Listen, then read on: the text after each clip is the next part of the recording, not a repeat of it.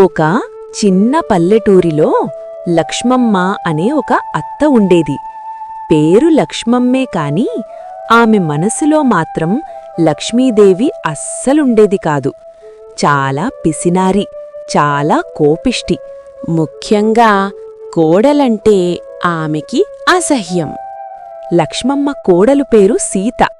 చాలా మంచి మనసున్న అమ్మాయి. ఎంత పని పెట్టినా, ఎంత తిట్టినా ఒక్క మాట కూడా ఎదురు చెప్పకుండా మౌనంగా భరించేది. వాళ్ళింట్లో ఒక పాత అటక ఉండేది. ధూళితో నిండిపోయిన పెట్టెలు, జాలాలతో కప్పబడిన మూలలు, పగిలిన అద్దం. రాత్రి అయితే టక్ టక్ అని వింత శబ్దాలు వినిపించేవి. పల్లెవాళ్లంతా అనుకునేవారు, ఆ అటకలో దయ్యం ఉందేమో. కాని లక్ష్మమ్మ మాత్రం ఎగతాళిగా నవ్వుతూ అనేది, దయ్యమా? వస్తే నేనే భయపడతా. ఒకరోజు రాత్రి సీత అన్నం కొంచెం ఆలస్యంగా పెట్టింది. అంతే, లక్ష్మమ్మకి కోపం మండిపోయింది. ఏవే సీత, ఇదేనా నీ పని? ఇంటి పనులు చేయడం చేతకాదా నీకు? రోజూ ఇదే అలసత్వం. అన్నం ఆలస్యమైతే ఇంట్లో పెద్దవాళ్లకు విలువుండదా? ఈ ఇంట్లో ఉంటూ నా మాట వినకపోతే ఇక్కడెందుకున్నావు చెప్పు? అటక మీదే పడుకో ఈరోజు. భయమంటే ఏమిటో నీకే తెలుస్తుంది. సీత భయపడింది. కాని దేవుడి పేరు చెప్పుకుని నూనె దీపం పట్టుకుని నెమ్మదిగా అటకవైపు వెళ్ళింది. అర్ధరాత్రి గడియారం మెల్లగా 12 గంటలు చూపించింది. అటక అంతా నిశ్శబ్దం. ఒక్కసారిగా ఛర్ ఛర్ అని నడిచిన శబ్దం. దీపం గాలి లేకుండానే ఊగిపోయింది. సీత మనసులో, దేవుడా, నన్ను కాపాడు అని ప్రార్థించింది. అప్పుడే వెనకనుంచి ఒక గొంతు, భయపడకు సీత. సీత వణుకుతూ తిరిగి చూసింది.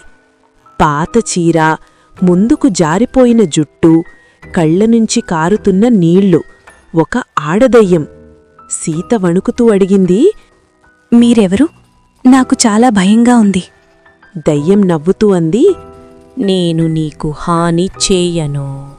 నాకు భయం ఉంది, కాని ధైర్యంగా ఉండాలని ప్రయత్నిస్తున్నాను. నువ్వు తప్పు చేయలేదు. తప్పు చేసిన వాళ్లకే భయం ఉండాలి. మీ మాటలు వింటుంటే నా బాధ ఎవరో అర్థం చేసుకున్నట్టుంది. నీ బాధ నాకు బాగా తెలుసు.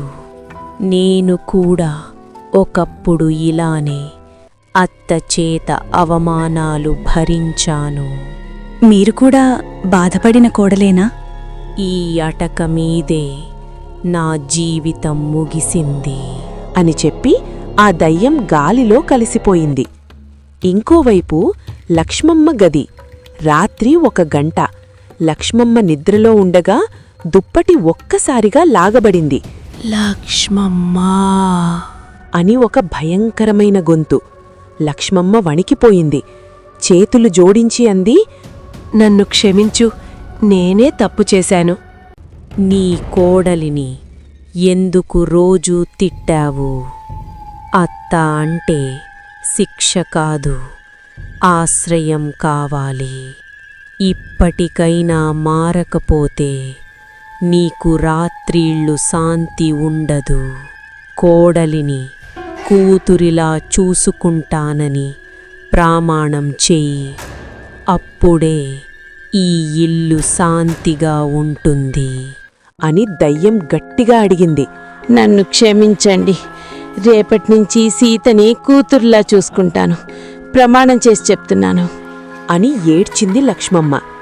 అలా చేస్తేనే నాకు శాంతి అని చెప్పి దయ్యం మాయమైపోయింది. మరుసటి రోజు ఉదయం అందరూ షాక్. లక్ష్మమ్మే సీతని పిలిచి, అమ్మా సీత, కాఫీ తాగుతావా? ఈ రోజు నుంచి పని నువ్వు చెయ్యొద్దు, మొత్తం నేనే చేస్తాను. దెయ్యం తిక్క కుదిర్చినట్టుంది. పల్లెవాళ్లు నవ్వుకున్నారు. అటకకి తాళం వేశారు. అప్పటినుంచి ఆ దయ్యం మళ్ళీ కనిపించలేదు. కాని ఆ రోజునుంచి లక్ష్మమ్మ మాత్రం మారిపోయింది. కొన్నిసార్లు దయ్యాలే మంచి మనుషుల్ని తయారు చేస్తాయి.